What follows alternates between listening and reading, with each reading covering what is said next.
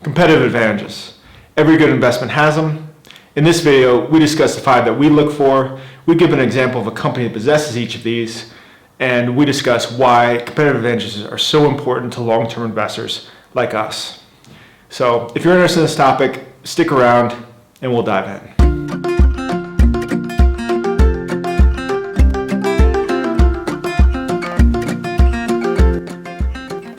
Hi everyone, I'm Chris, and welcome back to Earn More, Spend Less, and Invest Less. This is a channel dedicated to discussing the topics important to everyone who's on the journey to financial freedom. In today's video, we're discussing the very important topic of competitive advantages. Warren Buffett, who's arguably the greatest investor of all time, says that every great investment has a strong, durable competitive advantage, and this is what protects its future earning potential from competitors. And he compares it to a castle having a moat that protects it from invaders. It's the same kind of concept. Why are these so important? Well, it's easy. Because as investors, we're looking to put a fair price on an investment and buy it at a discount. How do we put a fair price on something? Well, a fair price for an investment is just really the sum of all the money that this investment is going to generate over the next 10, 20 years, discounted back to today's prices. So we need to have confidence in being able to predict the cash that this investment is going to generate year after year. Well, that's where these strong competitive advantages come in place. The stronger the competitive advantage, the more predictable the future cash flow is. Competitive advantage number 1, pricing. This basically says that a company is the low-cost provider of a good or service. And this is accomplished through usually being more efficient, taking advantage of economies of scale, or just having some intrinsic qualities that make it a low-cost provider, make it able to produce a good or service cheaper than anyone else. So a couple examples of this would be Walmart, Costco. So they sell in bulk, they take advantage of economies of scale and can produce or can sell things for cheaper than their competitors. Other examples would be a lot of companies operating in commodities sectors. So, commodities are things that are driven by price. They don't really have any differentiating qualities that cause somebody to buy, say, BP oil over Chevron or Shell. People are going to go to the commodity producer that produces it the cheapest. Really good example of this would be Saudi Aramco, who is Saudi Arabia's national oil company.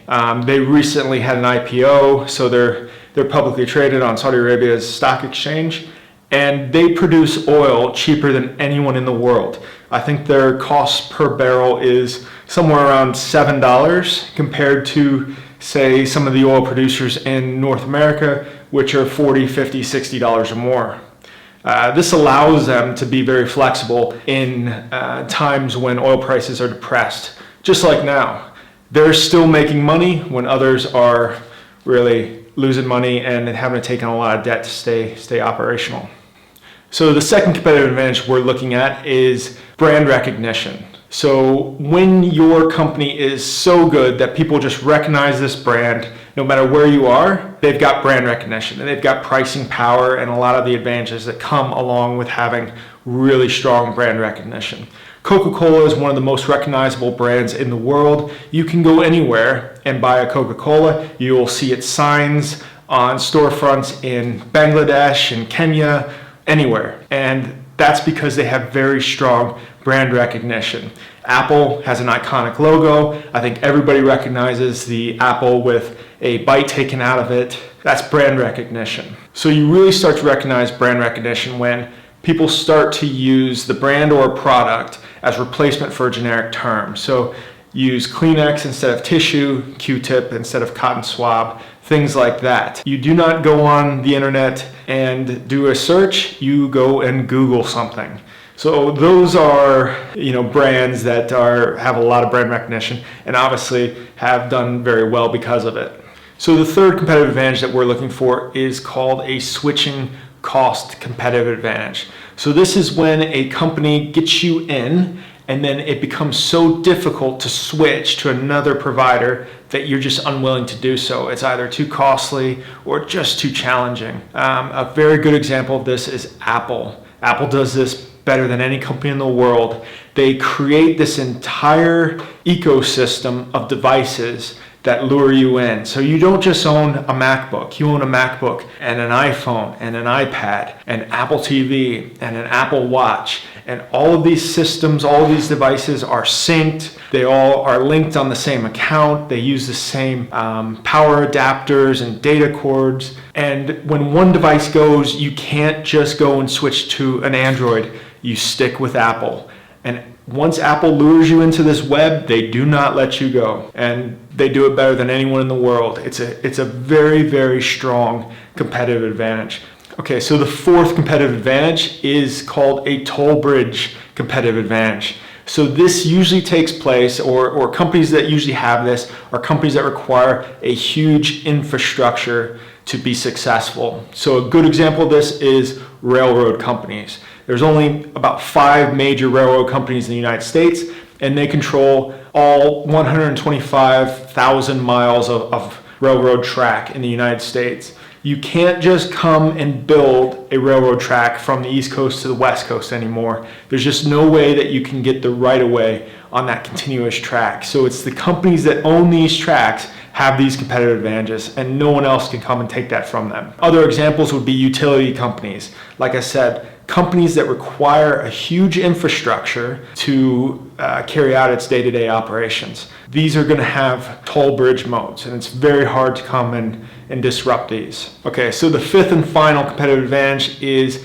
basically a secret competitive advantage. Not in that I'm not willing to tell you, but that is actually the competitive advantage. This is a bit of information specific to a company that allows it to differentiate its product from a competitor's product. So it's intellectual property, patents, secret recipes. Pharmaceutical companies will have this on their medications.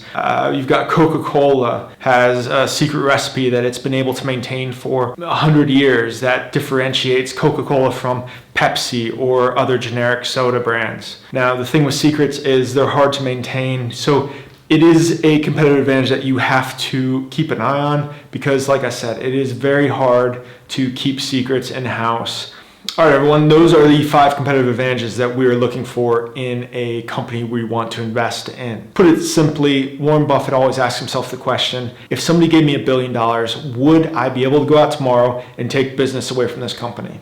If the answer is no, then they probably have a pretty strong competitive advantage. Competitive advantage is something that is very, very important to long-term investors because this is what allows us to predict how much cash flow this company is going to produce in the future, which allows us to put a fair value on it today. In our next video, we're going to go through the entire process using competitive advantages to determine a fair value for Apple stock, and that'll be fairly interesting. So come back to our channel and catch that if you want. Okay, I hope you found this information useful. If you want, please subscribe and keep tuning in.